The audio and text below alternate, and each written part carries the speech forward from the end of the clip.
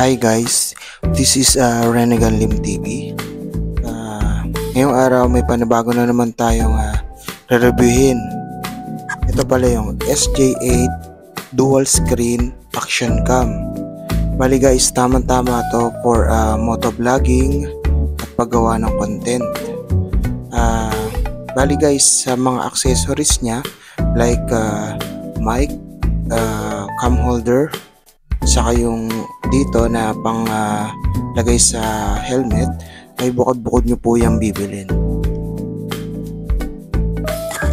Okay guys, sa loob ng box andito ang action cam, waterproof case, pang takip po sa camera. Andito rin po yung pang lagay sa helmet. Andito po yung double adhesive na 3M, charging cable na type C,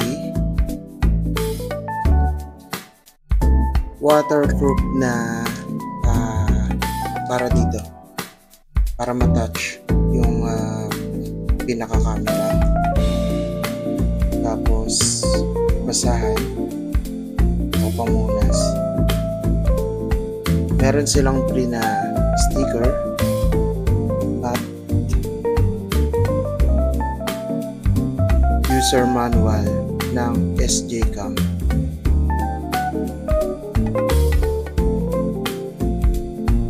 Okay guys, sa accessories naman na binili ko sa kanya, bumili ako ng frame, mic. Bali, kaya bumili ako nito para malagyan ko siya ng mic. Mahirap po kasi na walang mic yung cam, hindi masyadong marinig yung boses sa video. Bali, itong frame, nabili ko po siya ng 300. Dito naman sa wired mic, nabili ko po siya ng nasa 400 plus po. Dito naman po sa panglagay ng helmet, ito po ay magkasama ko na po siya na nabili, parang 2 in 1. Ito po yung para sa helmet. Nabili ko po ito ng nasa 200 to 150 lang po yan. Mura lang po siya.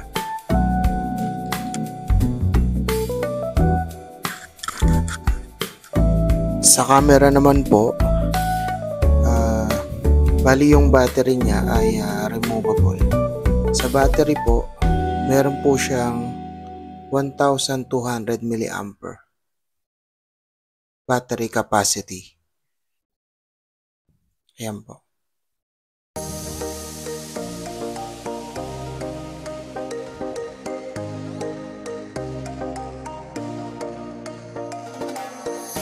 Pwede rin po siyang lagyan ng micro SD card. Ang pinaka capacity po ng micro SD card na pwedeng insert sa kanya ay nasa 128 gigabytes.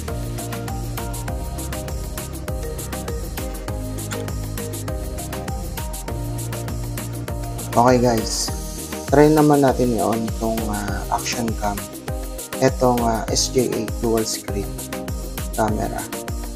Bali, ilong press lang po natin itong power button ng 3 to 5 seconds.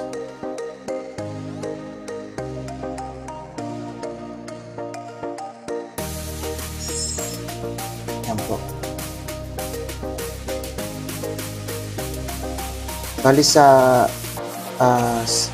setting po niya, swipe down po natin ang screen. Dito po natin makikita yung Wi-Fi, remote control, front display, LCD off po. Bali, ito po palang action cam na yung pinaka screen panel po niya ay touchscreen po. Bali, sa mode naman po, pwede po siyang video labs, slow record. Ito po yung still o yung picture, photo lapse, rush mode, video plus photo, car mode, at underwater po.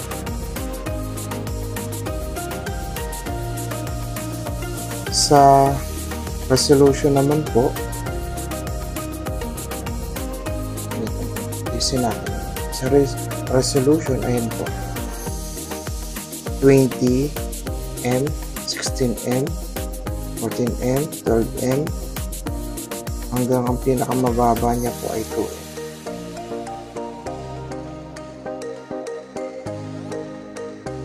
Yun po yung dito sa camera. Sa video naman po, meron siyang 4K, 2K, yan po yung mga resolution na kaya niya. Hanggang sa pinakamababa ay 720p.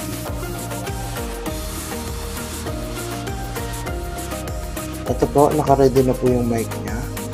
Meron siyang battery indicator. Tapos, ito po yung sa zoom. Long press lang po natin. Ayan po.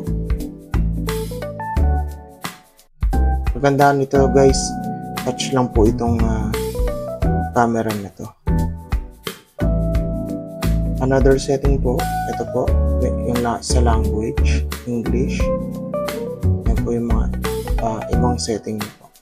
Date and time, format, cloud control, fast record, quick capture. Ayan po. LCD brightness, screensaver, ito po yung frequency. Ayan po. At yung version po. Check po natin yung version.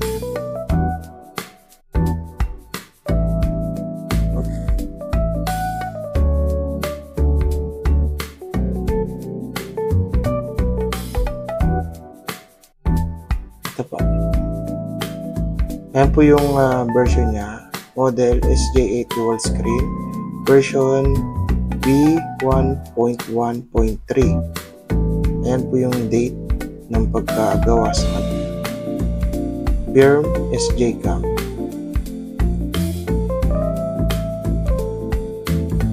Ito po, i-click nyo lang po ito para makita nyo po yung record ng video at picture po. Next po. Ngayon, hold nyo po itong shutter button ng 3 seconds para lumipat po sa front screen.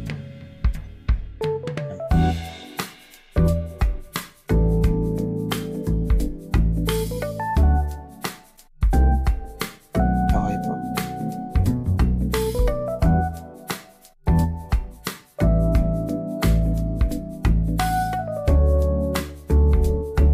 Okay guys, bali sa camera na to, sulit na po siya, maganda po siya. Bali nabili ko lang po ito ng 4,000 po, 4,000 po. Tamang-tama po ito para sa motovlogging at paggawa ng content. Dito po natin makikita yung kanyang saksakan na sa charger at mic. Tapos dito naman po, up lang po natin. Long press lang po. Ito po, ipupush nyo lang po siya pag ganun. Para makita nyo po yung, para mahugot nyo po yung battery. Dito po sa battery, andito rin po yung pinakalagayan na ito po. Lagayan na micro SD card. Sa charging po, Meron siyang indicator dito sa pinaka-screen. Doon niyo po malalaman kung siya ay full charge na po.